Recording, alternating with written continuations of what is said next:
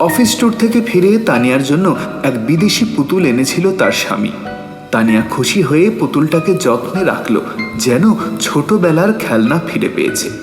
কিন্তু সেই রাতেই অদ্ভুত ঘটনা শুরু হলো। হঠাৎ করেই ঘুম ভেঙে তানিয়া শুনতে পেল এক অচেনা হাসি। চোখ মেলে দেখল পুতুলটা চেয়ারে বসে আছে, অথচ সে তো ওটা ওখানে রাখেনি। ভয় চেপে রেখে উঠে গিয়ে পুতুলটাকে আবার কাবার্ডে ঢুকিয়ে দিল।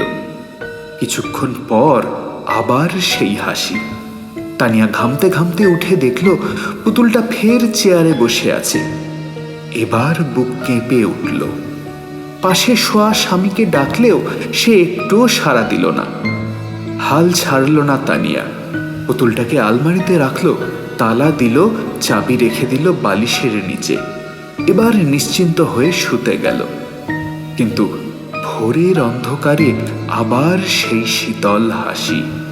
তানিয়া চোখ মেলতেই শরীর যেন জমে গেল।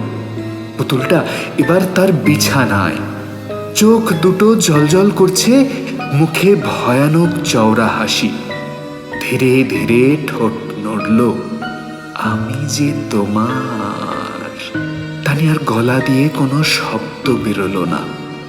এবার কি হবে? আমি যে তোমার।